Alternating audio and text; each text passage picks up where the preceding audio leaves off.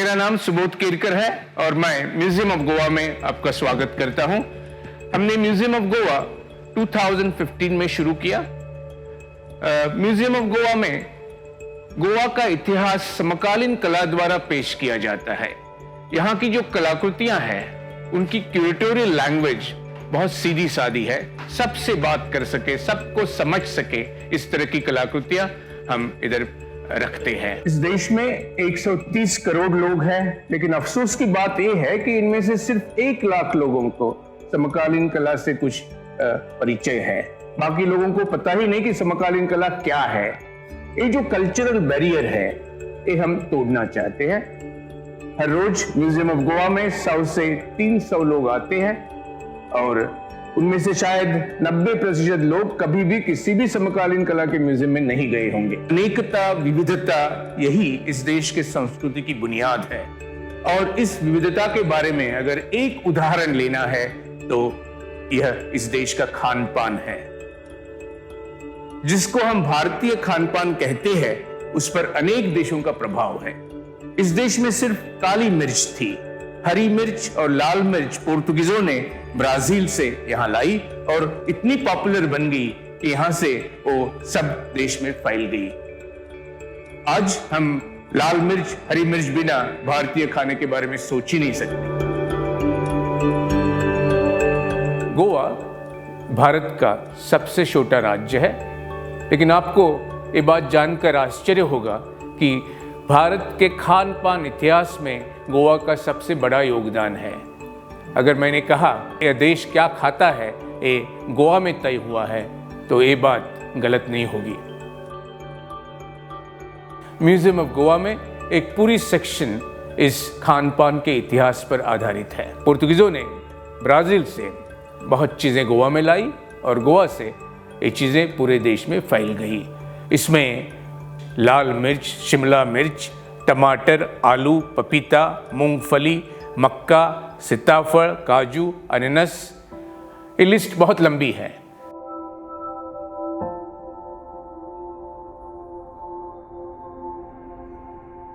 मैं खुद को समंदर का कलाकार मानता हूं। समंदर का और मेरी कला का एक जिगरी रिश्ता है।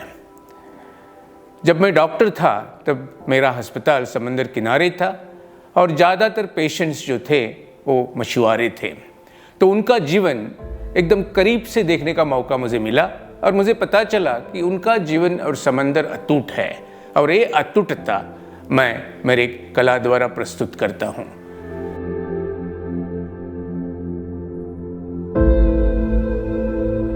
मछुआरों के साथ मैं समंदर किनारे जाता हूँ। 100 मछुआरे मेरे साथ आते हैं, उनकी एक परफॉर्मेंस होती है, उनके मैं फोटो खींचता हूँ।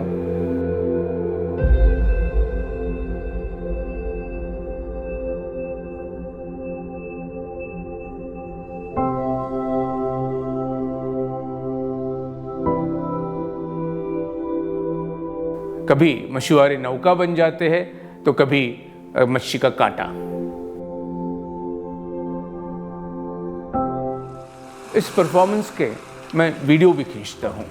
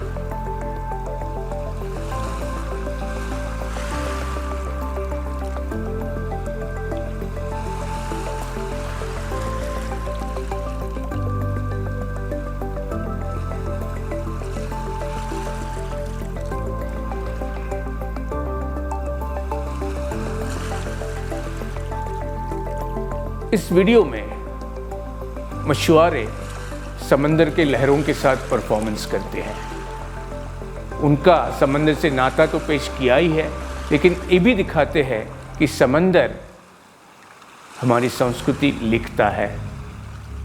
समंदर वो शिल्पकार है जो संस्कृति के शिल्प का निर्माण करता है।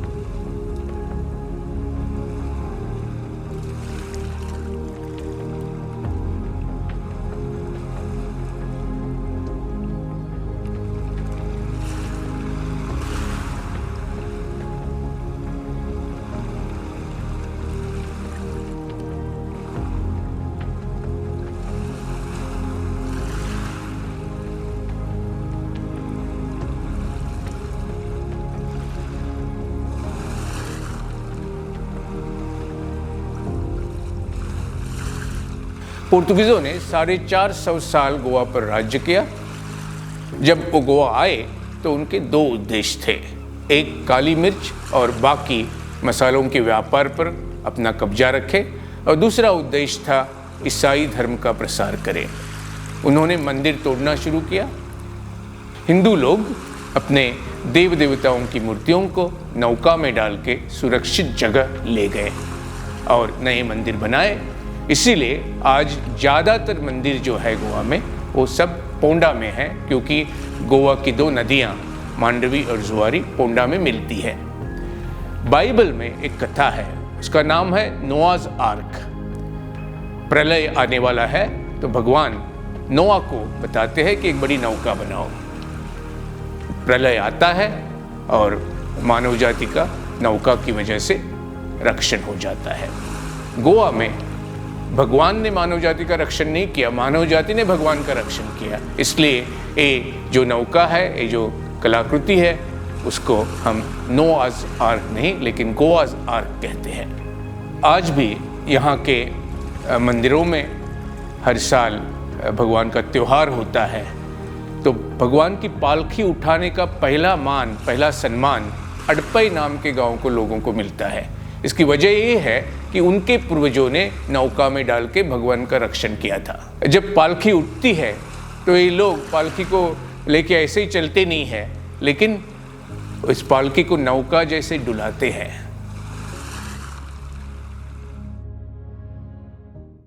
गोवा में सब लोगों को मछली बेहद पसंद है।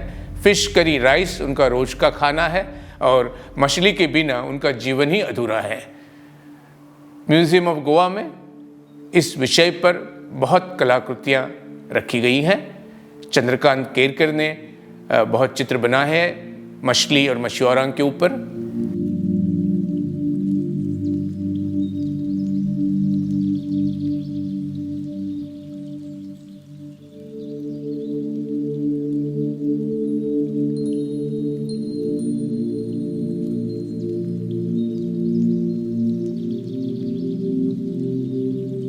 एक काम है हर्षिदा केरकर का, जिसने चारकोल में मछली के टुकड़े का चित्र बनाया है।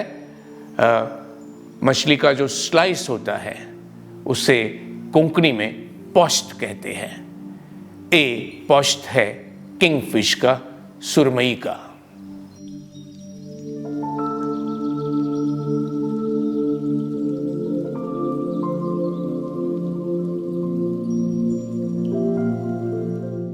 भारत में सिर्फ रोटी बनती थी और भाकरी बनती थी। नान यहाँ पहुँची ईरान से और पाव यहाँ पहुँचा पुर्तगाल से। जब पोर्तुगीज़ों ने यहाँ पाव बनाना शुरू किया तो फर्मेंटेशन के लिए वो नारियल के ताड़ी का इस्तेमाल करते थे। हिंदू लोग इसे खाते नहीं थे। पाव सिर्फ क्रिश्चियन लोग खाते थे और पाव का इस्तेमाल धर्मांतरण के लिए भी किया जाता था। पाव का एक टुकड़ा अगर हिंदू कुएं में फेंका जाए तो पूरा परिवार बैप्टाइज हो जाता था। गोवा में पाव वाले को पोदेर कहते हैं और ये पोदेर हर दिन सुबह शाम ताजा पाव अपने साइकिल पे टोपरी पे डाल के हर घर पहुंचाता है।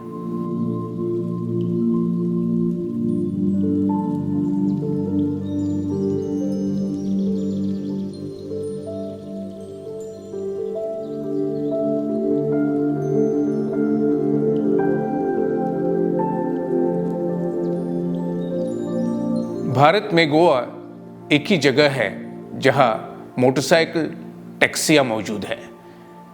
जो आदमी मोटरसाइकिल टैक्सी चलाता है उसको पायलट कहते हैं। गोवा में हजारों मोटरसाइकिल पायलट्स है और ये मोटरसाइकिल टैक्सी रिक्शा से भी सस्ती होती है।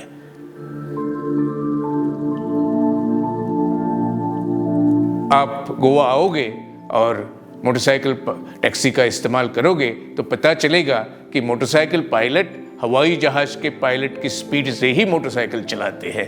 एक काम है संतोष मोरस्कर का।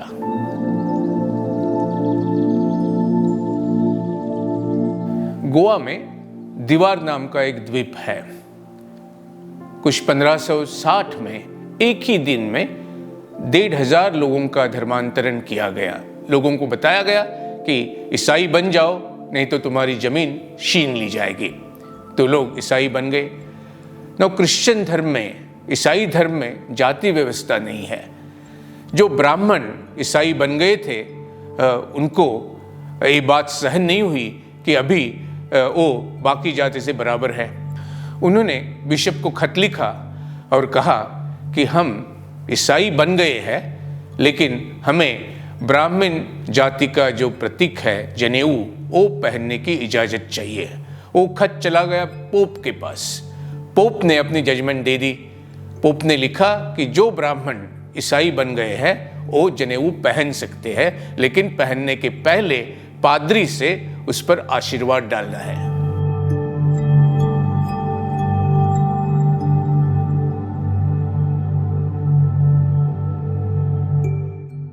हम कोविड एरा में जी रहे हैं और कला तो एक समय का प्रतिबिंब है। तो हमने कोविड पर आधारित एक कलाकृति बनाई है। इसमें 2 लंग्स है और लंग के ऊपर कांटे लगे हुए हैं क्योंकि ये लंग्स पैथोलॉजिकल है, बीमार लंग्स है। और जो मृत्यु कोविड की वजह से हुए हैं वो लंग्स के लॉकडाउन के कारण हुए हैं। लंग्स ने काम करना बंद किया था, इसलिए एक ताला भी लंग पर लगाया है, लंग्स लॉकडाउन।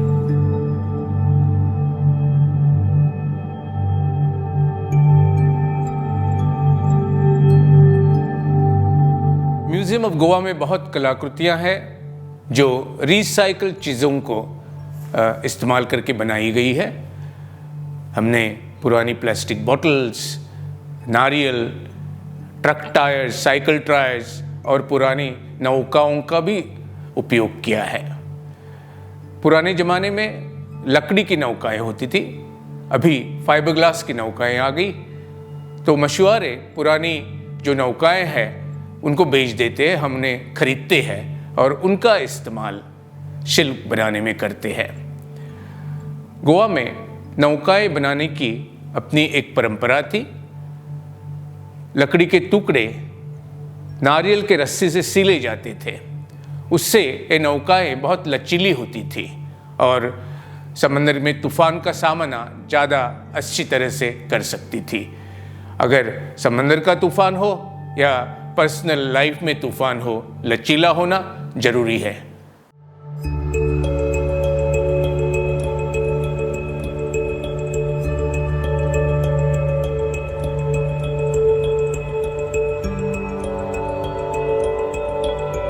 जो औरतें फूल की मालाएं बनाते हैं उन्हें कोंकणी में फुलकान कहते हैं। माला बनाने के लिए जो रस्सी का इस्तेमाल होता है वो रस्सी केले के तने से बनती है।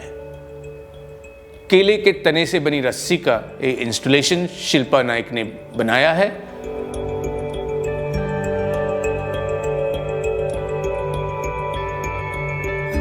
और उसके बाजू में जो चित्र है वो चमेली के फूलों का चित्र है।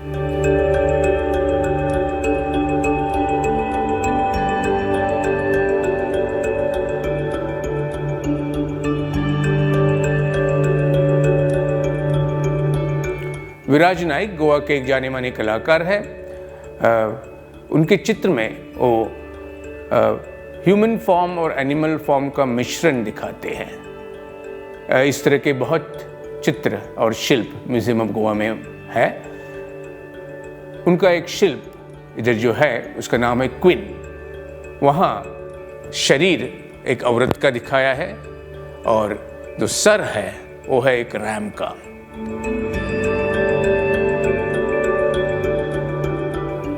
ट्रिम्फन ट्रियो उनकी एक कलाकृति है जो पोर्तुगीज हिस्ट्री का प्रदर्शन करती है। पोर्तुगीज लोगों को अल्फांसो द अल्बुकर्क को गोवा के लोगों ने बुलाया था बीजापुर के आदिल शाह को हराने के लिए। उन्होंने सोचा पोर्तुगीज आएंगे, बीजापुर के आदिल शाह को हराएंगे और उनकी अपॉइंटमेंट कुछ सूबेदार वगैरह किसी पोजीशन में करेंगे और हर साल पोर्तुगीज़ों को कुछ पैसा देते रहेंगे। लेकिन हुआ अलग ही, पोर्तुगीज यहाँ बसे रहे और जिन्होंने उन्हें बुलाया था उन्हें मरवाया गया।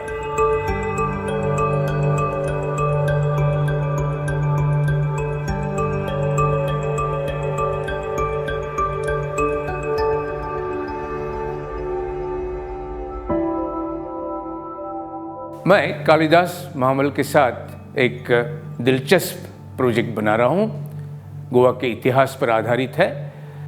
मैंने गोवा के इतिहास से कुछ तारीखें चुन ली हैं, महत्वपूर्ण तारीखें, और उसके ऊपर एक एक पैराग्राफ लिखी है।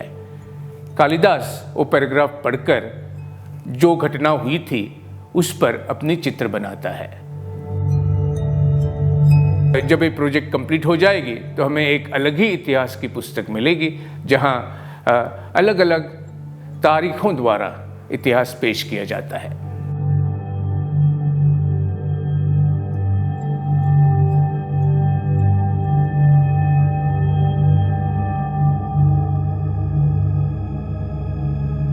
केदार धोंडू गोवा के एक ऐसे आर्टिस्ट है जो अपनी कलाकृति में दर्द, क्रूरता, हिंसा, इन चीज़ों का प्रदर्शन करते हैं।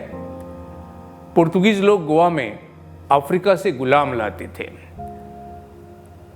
गुलामों को जहाज़ों में से लाते थे और उनको सामान जैसा लादते थे। इन जहाज़ों की स्थिति इतनी गंदी थी कि इसकी दुर्गंध 10-10 किलोमीटर तक आती थी। इन जहाज़ों को कॉफिन शिप्स कहा जाता था। इतिहास की क्रूर प्रथा को केदार धोंडू ने अपने चित्र में चित्रित किया है।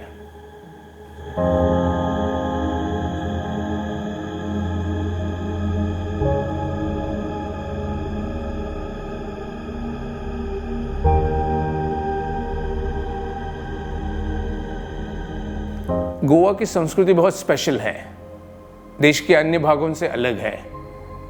यहाँ 450 साल पोर्तुगीज रहे, अरब प्रभाव भी काफ़ी है। वितेश नाइक गोवा के लोक जीवन को, गोवा के संस्कृति को अपने चित्रों में पेश करते हैं।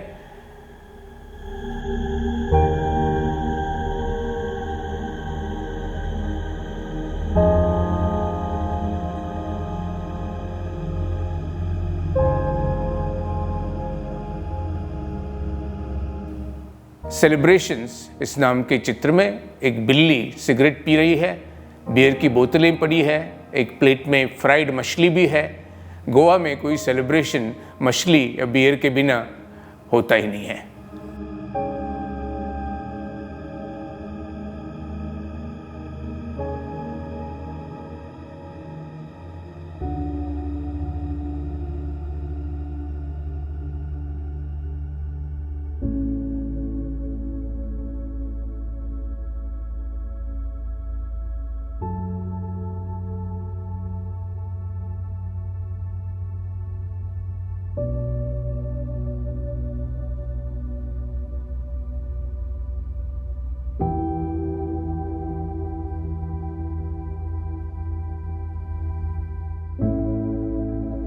कला का उद्देश्य क्या है?